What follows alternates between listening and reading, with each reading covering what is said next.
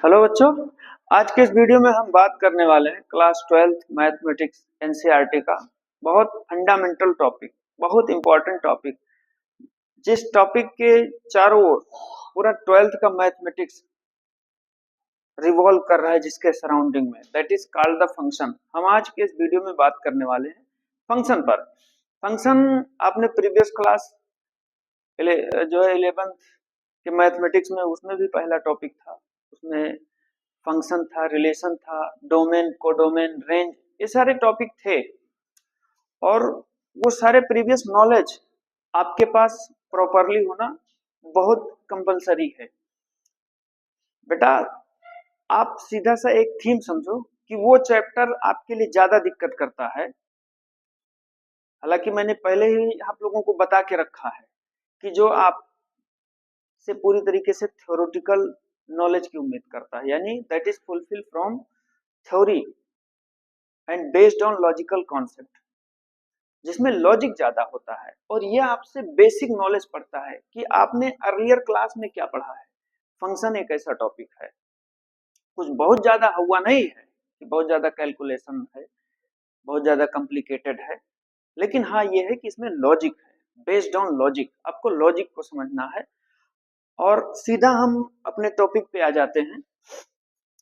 Function का जो role है, जो उसकी मुख्य भूमिका है बेटा, पूरे नेचर में हम ये चीज देख रहे हैं। फंक्शन का मतलब सीधा सा एक सेंस होता है काम।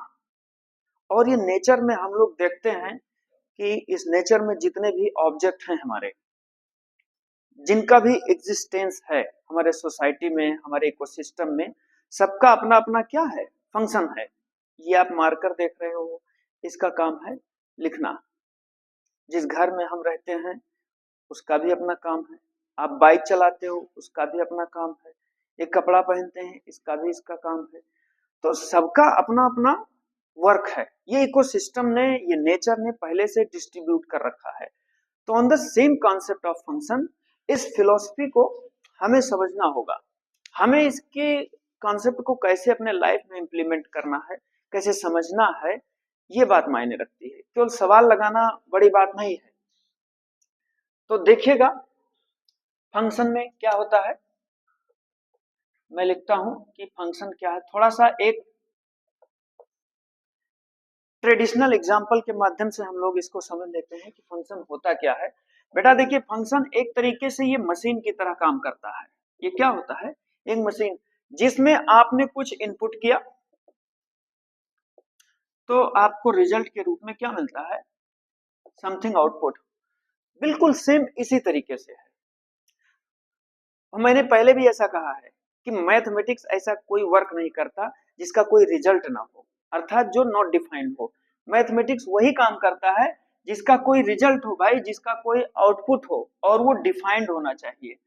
तो कहीं ना कहीं अपने ओन वर्ड्स में फंक्शन भी इस बात को डिफाइन करना चाहता है। और आप भी वही काम करोगे कि भाई आप कुछ इनपुट करो तो आपको कुछ आउटपुट मिले। आप बताओ, आप ऐसा कोई वर्क करोगे कि आप करते रहो आपको कुछ मिले ही ना? ऐसा नहीं होगा।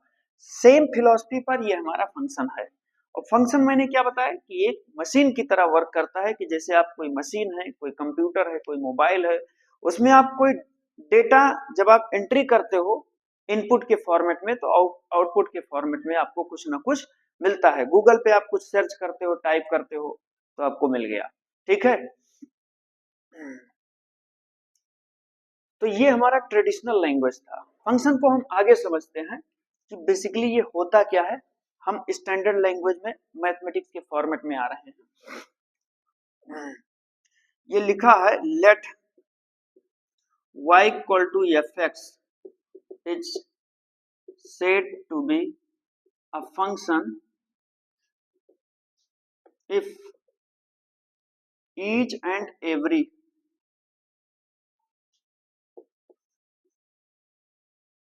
element of first set, each and every element of first set. बेटा फर्स्ट सेट को हम ए एज्यूम करते हैं और सेकंड सेट को बी एज्यूम करते हैं। तो वही बात ये कह रहा है कि each and every element of first set A have unique image. In set B, यानी सेकंड सेट। हमारे पास यहाँ पर दो सेट हैं, ए और बी। एक चीज और भी लिख दीजिए, for all x belongs to A and y belongs to B। ये हमारा पूरा इसका डेफिनेशन लिखा हुआ है। इसने कहा है कि let y is equal to fx is said to be a function if each and every element, यानी तीन वर्ड आप ध्यान से देख लीजिएगा, each and every element of first set A have a unique image in set B, यानी कि पहले सेट के जितने एलिमेंट हैं, कोई एलिमेंट खाली नहीं होना चाहिए, पहले सेट के जितने एलिमेंट हैं उन सारे एलिमेंट का एक यूनिक इमेज होना चाहिए। क्या लिखा? Unique image in set B.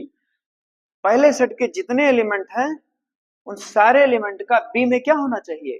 Unique image होना चाहिए, यानी एक इमेज होना चाहिए। ऐसा नहीं होना चाहिए कि सेट ए का कोई एलिमेंट बी के दो एलिमेंट से एसोसिएटेड है, तीन एलिमेंट से एसोसिएटेड है, ऐसा नहीं होगा। One element associated with only one element of A with B. ठीक है, कंफ्यूजन नहीं होना चाहिए। मैं कुछ एग्जांपल के माध्यम से इसको क्लियर कर रहा हूं। यहां पर ये हमारा फंक्शन है ए टू बी, और देखिए बेटा ये हमारा एक सेट दिया है ए, और दूसरा सेट ये हमारा जो है बी दिया हुआ है। सेट ए के जो मेंबर हैं इसने कहा है कि ए बी सी और डी, इसमें कहा है ई एफ जी और ये एच। अब यहां पर देखिए सबका जो इमेज दे रहा है, ए का ई है, बी का एच है, सी का एफ है, डी का जी है, ये चीज मिला। तो हम ये चीज देख रहे हैं कि ये के हर एक एलिमेंट का बी में क्या मिल रहा है? यूनिक इमेज मिल रहा है। और ए का कोई भी एलिमेंट बी के दो एलिमेंट से नहीं जुड़ेगा। हाँ, उल्टा हो सकता है, बी का एक एलिमेंट ए के 10 एलिमेंट से जुड़ सकता है, लेकिन ए का एक एलिमेंट भाई बी के एक ही एलिमेंट से जुड़ेगा। आप ये मिसअंडरस्टैंडिंग दिमाग में ना लाइएगा, वो फंक्शन नहीं रह जाएगा, वो रिलेशन हो जाएगा। ठीक है, मैं बात करता हूं आगे कि आखिर में फंक्शन के लिए टर्म और कंडीशन क्या है। ये देखिए, term and condition for function. बहुत ज्यादा थ्योरी मैं नहीं लिखूंगा, मैं डायरेक्ट इसमें लिखता हूं कि no element should be vacant in first set. No element should be vacant in first set, यानी ए। पहला चीज क्लियर हो गया कि बेटा पहले सेट यानी जो ए है उसमें कोई एलिमेंट आपका वैकेंट नहीं होना चाहिए।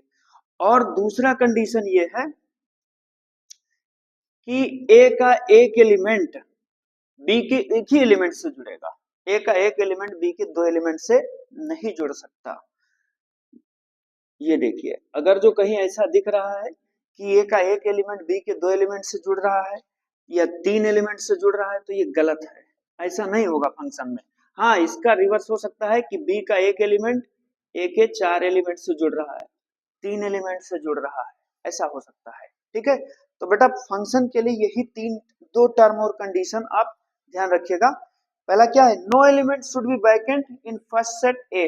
पहले सेट में कोई एलिमेंट वैकेंट नहीं होना चाहिए। दूसरी चीज, पहले सेट का एक एलिमेंट बी के यानी दूसरे सेट के सेकंड सेट के एक ही एलिमेंट से एसोसिएटेड होगा, दो या दो से अधिक एलिमेंट से एसोसिएटेड नहीं हो सकता, वो गलत हो जाएगा, वैसा वो फंक्शन नहीं रह जाएगा, वो रिलेशन हो जाएगा।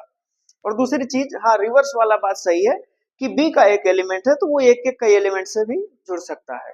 ठीक है, अब बेटा हम बात करने वाले हैं टाइप्स ऑफ फंक्शन पर। इतने को आप ध्यान से नोट कर लो। नेक्स्ट हमारा जो है टॉपिक है टाइप्स ऑफ फंक्शन, और इसको आप अच्छे तरीके से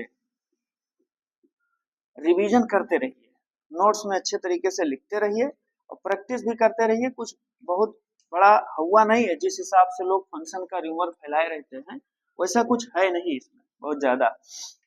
और एनसीईआरटी के टेक्स्ट बुक के अकॉर्डिंग आप पूरा कॉन्सेप्ट कवर कर लो, सवाल अपने आप लगता जाएगा।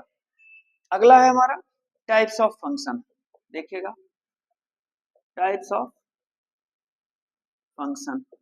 फंक्शन के टाइप क्या क्या है, तो बेटा इसमें हमारा है 1 1। अच्छा, फंक्शन को कुछ राइटर अलग अलग लैंग्वेज में भी लिखते हैं, कुछ लोग मैपिंग लिखते हैं, कुछ लोग करेस्पॉन्डेंस लिखते हैं। हम एनसीईआरटी के अकॉर्डिंग ही चल रहे हैं, फंक्शन ही लिख रहे हैं, ठीक है। 1 1 फंक्शन लिख दो चाहे मैपिंग लिख दो, कोई दिक्कत नहीं है। 1 1 मैपिंग और फंक्शन कंफ्यूज मत होइएगा, ये दोनों एक ही सेंस है। 1 1 फंक्शन के लिए ये कह रहा है कि if fx1 equal to fx2 then x1 equal to x2, ये चीज मिलना चाहिए 1 1 में। 1 1 यही चीज कह रहा है कि एक के साथ एक एलिमेंट, यानी यहाँ पर ये बात देखिए, ये हमारा एक सेट है ए और बी, ये दोनों दिए गए हैं, सेट ए और सेट बी। ये लिखा है x y z p, इसमें लिखा है q r s और t। तो ये 1 1 में देखिए एक एलिमेंट बेटा एक एलिमेंट के साथ ही जुड़ा हुआ है, यानी 1 1 का मतलब एक के साथ एक, ए का एक और भाई बी का भी एक, कंफ्यूजन नहीं होना चाहिए। तो ये हमारा हो गया 1 1 मैपिंग। दूसरा चीज हो गया ऑन टू, दूसरा हमारा है ऑन टू। ऑन टू का मैपिंग का मतलब ये है F X equal to Y for all X belongs to first set A and Y belongs to second set B. इसमें ये है, इसमें यही कंडीशन है ऑन टू में कि बी में कोई एलिमेंट खाली नहीं होना चाहिए, कैसो तैसो भी हो, बी में कोई एलिमेंट खाली नहीं होना चाहिए। और उस हिसाब से तो ये हम देख रहे हैं पहला वाला एग्जांपल कि बी में भी कोई एलिमेंट खाली नहीं है, तो ये 1 1 के साथ ऑन टू भी है। जी हाँ, सही है। यहाँ पर एक एग्जांपल और हम ले रहे हैं कि बी में कोई एलिमेंट खाली नहीं होना चाहिए, ये ए बी है, ये कह रहा 1 2 3, ये कह रहा 4 5। यहाँ पर ये देखिए ये दो एलिमेंट इससे जुड़ गए, ये एक इससे जुड़ गया, ठीक है। यहाँ पर ये 6 है, यहाँ पर उसने कोई एलिमेंट ले लिया, मान लो 8 है तो 8 भी इससे जुड़ गया, तो ये ऑन टू हो गया। ये क्या हो गया, ऑन टू ये भी है, ऑन टू ये भी है। ऑन टू का सीधा सा डिफिनेशन है ट्रेडिशनल भाषा में अपने समझ के हिसाब से कि no element should be vacant in second set, यानी कि सेकंड सेट जो बी है उसमें कोई एलिमेंट खाली नहीं होना चाहिए, उसका हर एलिमेंट पहले सेट ए के किसी ना किसी एलिमेंट से एसोसिएटेड होना चाहिए। Each and every element of second set be associated with any element of first set A. Have you got it? ठीक है, तो ये ऑन टू मैपिंग हो गया। दूसरा हो गया सी वाला है भाई, 1 1 हो गया, ऑन टू हो गया। हम देख ले रहे हैं इनटू, इनटू मैपिंग, ये हमारा हो गया into mapping. Into mapping, into mapping में हमारा क्या दिया है, ये हमारे दोनों सेट दिए गए, ये दोनों सेट दिए गए इनटू में, ये सेट ए है और ये आपका सेट बी है। इनटू मैपिंग का सेंस ये है कि at least one element in second set B should be vacant, यानी सेकंड सेट बी में कम से कम एक एलिमेंट वैकेंट होना चाहिए। यहां पर देख लो A B C D E F G H, तो यहां से देख लो ये तो एक एलिमेंट कोई हम एक्स डाल देते हैं। अब आप देखिए इसमें एक ये पकड़ में आ गया एक एलिमेंट, यानी एच है ऐसा एलिमेंट सेकंड सेट बी में जो पहले सेट ए के किसी भी एलिमेंट से एसोसिएटेड नहीं है, तो ये हमारा हो गया इनटू मैपिंग। आप देखिए 1 1 का एक अदर लैंग्वेज में इसको इंजेक्टिव भी कहते हैं, ऑन टू को सर्जेक्टिव कहते हैं, ठीक है। तो ये दोनों हो गए। और जो एक साथ 1 1 और ऑन टू दोनों होता है उसको बाइजेक्टिव कहते हैं। ये जैसे ये वाला हमारा फंक्शन है, ये 1 1 भी है और ऑन टू भी है, तो इसको हम बाइजेक्टिव भी बोल सकते हैं। This is bijective mapping. C वाला हो गया। डी वाला एक है हमारा मेनी वन ऑन टू और मेनी वन इन टू, ठीक है। देखिए ये हमारा है many one into mapping, many one into mapping. अब many one into mapping, many का मतलब क्या है, एक के साथ कई, लेकिन इनटू है भाई तो मतलब सेकंड सेट में एक एलिमेंट खाली होना चाहिए, बस ये बात हो गई। यहां पर जैसे लिखा है ए, ये पहला सेट है ए और ये दूसरा सेट है B, A B C D E F और ये जी है। अब यहाँ पर देखिए ए और बी ई से जुड़े हैं, सी जो है एफ से जुड़ा हुआ है, डी जी से जुड़ा है, तो कोई एलिमेंट एक यहाँ पर मैंने पी इंट्रोड्यूस कर दिया। अब ये मेनी वन तो है लेकिन ये इनटू मैपिंग हो गया, क्योंकि यहाँ पर एक एलिमेंट पी ऐसा है सेकंड सेट में जो पहले सेट ए के किसी भी एलिमेंट से एसोसिएटेड नहीं है। तो ये आपका हो गया इनटू मैपिंग। और बेटा अगर जो इसी को मैं हटा दूं तो ये many one onto into ना होकर के मेनी वन ऑन टू हो जाएगा। चलिए मैं लिख देता हूं एक एग्जांपल, ये लास्ट है आपका फंक्शन के टाइप वाला, और कुछ बहुत ज्यादा नहीं, मैं थ्योरी इसीलिए इसका नहीं लिख रहा हूं, बिल्कुल ट्रेडिशनल भाषा में इसको समझने की कोशिश करते हैं हम लोग। ये दोनों सेट हैं हमारे, क्या हो गया भाई, many one into and other word many one onto. Onto का मतलब आप समझ रहे हैं, no element should be vacant in second set. तो यहाँ पर ये सेट है ए और ये सेट है B, set A and B. यहाँ पर ये क्या लिखा है, ए बी सी और डी, ये क्या लिखा है पी क्यू और ये आर, ये देखिए यहाँ पर। तो इसमें एक एलिमेंट भी ऐसा है जो ये के दो एलिमेंट से हो गया एसोसिएटेड है, तो मेनी वन हो गया और ऑन टू हो गया। क्यों? क्योंकि no element should be vacant in second set भी, उस कंडीशन को यहाँ पर हम एडमिसिबल होते हुए देख रहे हैं, फुलफिल हो रहा है। तो बच्चों आई होप कि आप लोग ये सारा चीज पूरा फंक्शन उसका टाइप क्लियर हो गया होगा, और आप इसको अच्छे तरीके से नोट्स बना करके रिवीजन करिए। कोई दिक्कत होती है तो आप लोग कमेंट करके बताइए। इतना आप कंप्लीट कर लीजिए। Thank you.